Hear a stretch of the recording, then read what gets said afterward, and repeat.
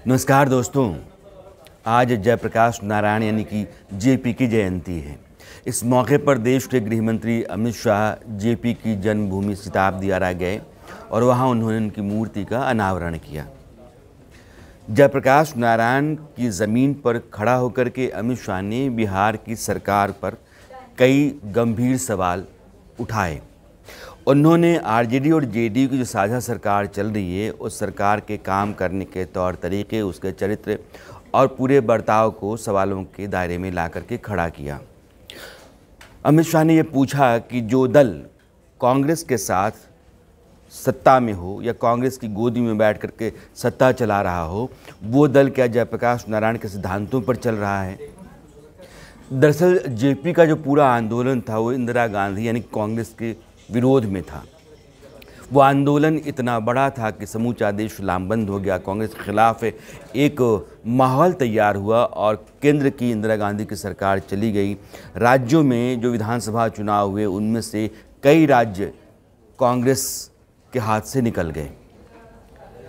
कांग्रेस के विरोध में आंदोलन करने वाले व्यक्ति, जिनको जननायक कहा जाता है, उनके रास्ते पर चलने का दावा अगर वे लोग करते हैं जो कांग्रेस के साथ आज की तारीख में हैं और कांग्रेस के साथ मिल कर के वो अपने विरोधियों को, वो अपने बीजेपी को रोकने की कोशिश कर रहे हैं, यह बात अमित शाह कह रहे थे। तो क्या आपको लगता है कि जेपी के लोग हैं या जेपी के आदर्श रास्ते पर चलने वाले लोग? दो तीन बुनियादी बातें हैं। जेपी जननायक हैं, जेपी इस देश के महापुरुषों में से हैं। जेपी ने कभी सत्ता में अपने आप को लाने की कोशिश नहीं की, कभी कोई चुनाव नहीं लड़ा, लेकिन जेपी को देश की चिंता रही और नौजवानों के साथ अपने बुजुर्ग होने की स्थिति में मिल करके उन्होंने इस देश में सरकार की चूलें हिला दी। यहाँ का जो छात्र आंदोलन चला, वो गुजरात का हो या बिहार का हो, वो फिर एक राष्ट्रीय आंदोलन में तब्दील हुआ और जेपी ने संपूर्ण क्रांति का नारा दिया।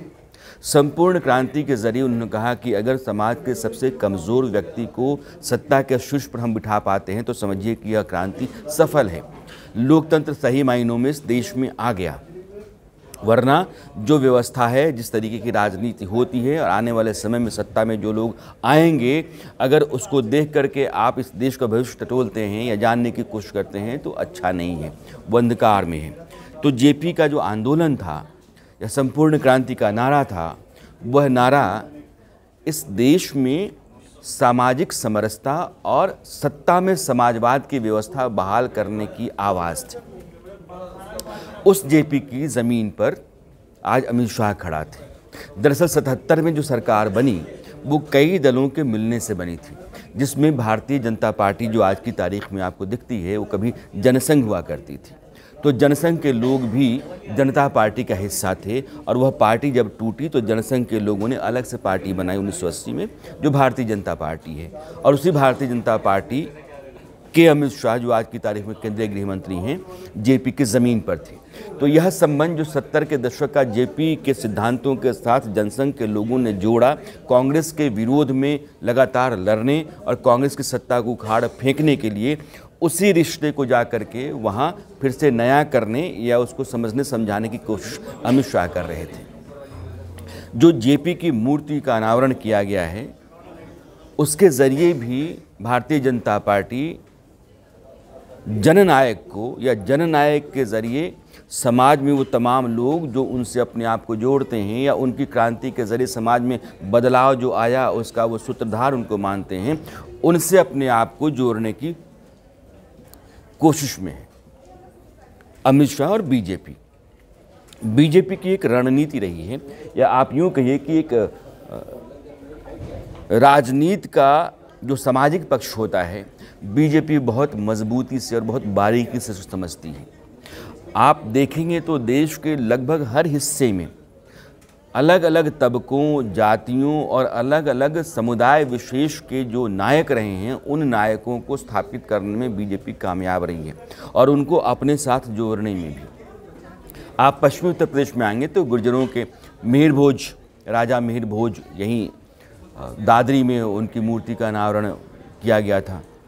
राजा महेंद्र प्रताप सिंह जाटों के बड़े नेता हैं, वैसे ही राजभरों के नेता की मूर्ति का अनावरण किया, जेपी की मूर्ति का अनावरण है। तो देश भर में आप जाएंगे तो दक्षिण भारत से लेकर के उत्तर भारत तक, चाहे वो किसी संत का हो, रामानुजाचार्य की मूर्ति हैदराबाद में, तो जो संत परंपरा है, मंदिरों को लगातार खड़ा करने, उनको भव्य बनाने, आज महाकाल की भव्यता देश देखेगा।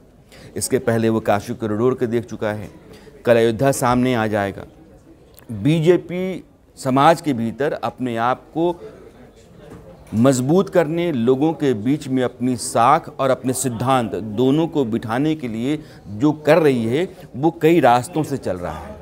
उसमें ये मंदिरों का उत्थान, जो पारंपरिक सांस्कृतिक हमारे जो उत्सव हैं, जैसे होली है, दीपावली है, इनको बहुत बहुत शिद्दत से, ताकत से और भव्य तरीके से मनाना, वैसे ही जो स्थानीय तौर पर नायक हैं, उन नायकों को वहाँ खड़ा करना और उनको अपने से जोड़ना। जयप्रकाश नारायण को स्थानीय तौर पर स्थापित नायक नहीं हैं, वो इस देश के नायक हैं, जननायक हैं। और जेपी के साथ दिक्कत अब ये हो गई है कि जेपी के रास्ते पर चलने वाले लोग जेपी के रास्ते से भटके हुए हैं। नीतीश कुमार, लालू प्रसाद यादव, बहुत कम लोगों को पता होगा कि जयप्रकाश नारायण के जब आंदोलन शुरू हुआ 74-75 का, तो उस समय लालू प्रसाद यादव पटना विश्वविद्यालय में छात्र संघ के अध्यक्ष हुआ करते थे। तो रविशंकर प्रसाद, अरुण जेटली, लालू प्रसाद यादव, नीतीश कुमार, जॉर्ज फर्नांडिस, मुलायम सिंह यादव, ये वो पीढ़ियां हैं जो जयप्रकाश नारायण के आंदोलन के दौरान थीं। और जेपी के साथ अब बीजेपी अपने आप को जोड़ करके इस इलाके में, पूर्वांचल में और बिहार के हिस्से में अपने आप को मजबूत करने की तैयारी में है।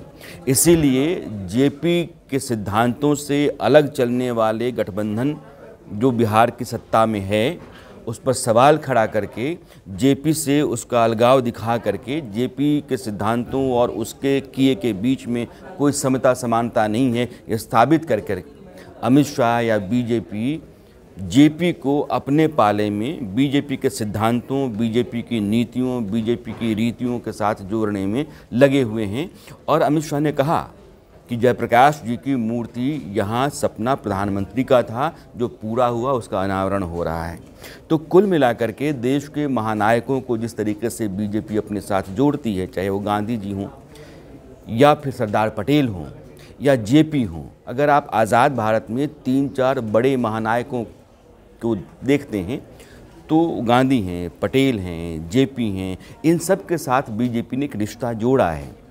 और बीजेपी के साथ जुड़ने वाले लोग यह मान करके चलने लगेंगे धीरे धीरे कि ये जितने भी महानायक हैं वो बीजेपी की परंपरा, पहचान, सिद्धांत से जुड़े हुए हैं या बीजेपी इनके रास्ते पर चलती है।